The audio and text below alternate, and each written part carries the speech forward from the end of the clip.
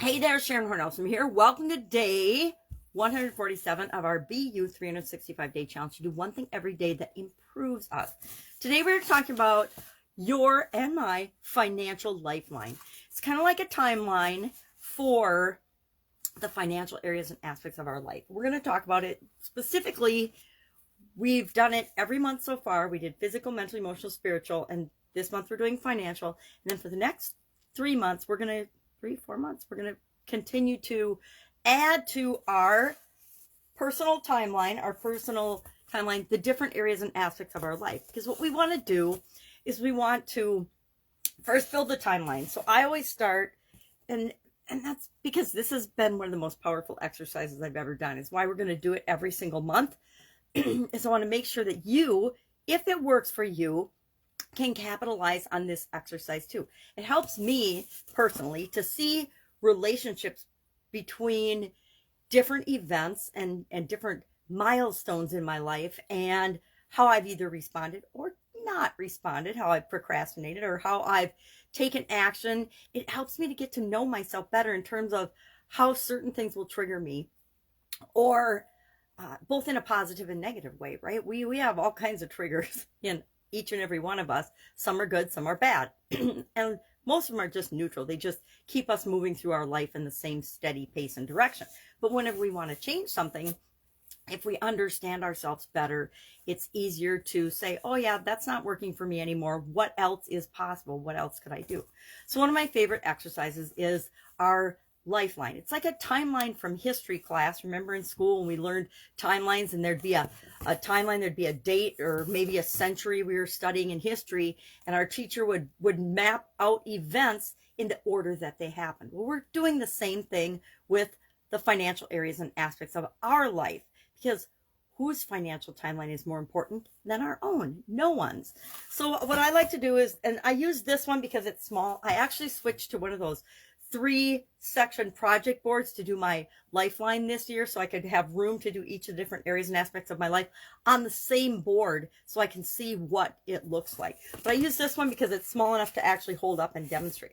So I just put the year I was born. Yes, I was born in 1960. And then I put an arrow continuing after 2022, because I don't plan to check out this year. I don't know about you, but I don't want to do that. So I'm going to continue my timeline on beyond 2022. But then what I do is I've gone through and I've put different highlights in my life, different events. You know, you're born becomes the beginning of your timeline or your lifeline. And then when we expire, that would be the end of our personal lifeline, right? None of us know when that date's going to be. I do know that in 2010, I did expire. So a lot of my different areas and aspects of my life, my health, for example, went below the line when I had a sudden cardiac arrest. Now I came back, so it bleeped back up above the line after about a week or so. But for a while, I checked out. I don't recommend that, by the way. So what we want to do is we want to just draw out on a piece of paper, just today, just even if you just sketch it out on a napkin or a paper towel, just start thinking about, as you go about your day, what are the key financial times in your life? What are the times that you've done really, really well? What are the times that you've really, really struggled? When things like, you know, your first job, maybe your first job interview changed some perspective or changed something for you. But your first job, your first paycheck, maybe your different jobs. I've got my different professions and different jobs and different businesses on my financial timeline because they all had an impact on my personal level of income, how much money and how many resources I were bringing into my life. Maybe different types of investments. Maybe you got a financial account the first time you paid taxes. That affects our lifeline and our financial lifeline. Job loss, fired, promotions, big events, big life events such as getting married, getting divorced, having kids. All of these things impact our financial health and our financial well-being. So we want to have those events on our timeline. And then we get to decide how high or how low we put the dots on our timeline, right? So we put the events along the bottom, and then I have up here this green line on mine, and it worked out better when I did the bigger board.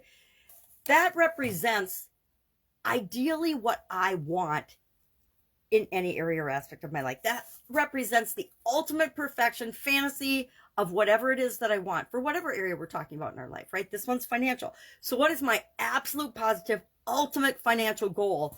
That's what this green line would be.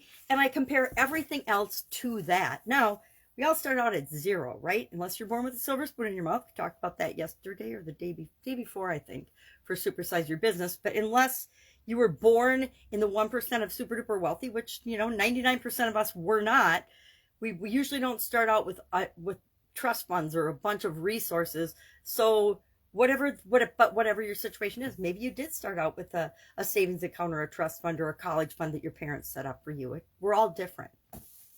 So just map out the highlights, and then again, the higher lows.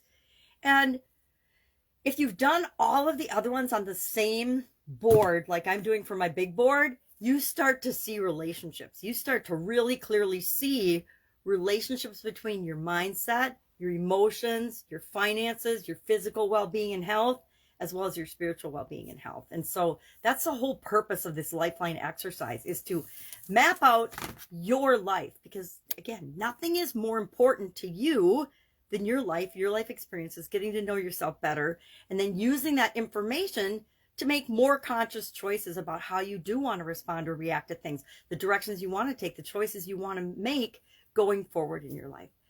Question: would anyone like to see me do, for free of course, a workshop on this Lifeline exercise? Go more in depth on how I actually do it and have used it in my life and my experiences to make improvements and to get to know myself better. If you'd be interested in that, just direct message me or share in the comments below, and we'll set up a time to do that. We're about halfway through, not quite halfway, but almost halfway through the challenge, halfway through the different areas and aspects of our life. So it's a good point to stop and say, okay, let's go into some more detail on this and really understand how we can apply it to our life. If you'd be interested in that, let me know. Otherwise, today's action item: do the financial Lifeline. Do your financial Lifeline. Like I said, if you've got a board and you're doing them all on one or a notebook, awesome. If not, just sketch it out on a napkin or something, because you'll be surprised at how quickly and easily you start to get to know yourself better and see relationships and see things that can really impact the results that you want to get, what you want to create in the world. All right, that's all I have today. Any questions, please ask. Let me know about the workshop, yes or no, and I'll be with you tomorrow. Have an awesome day.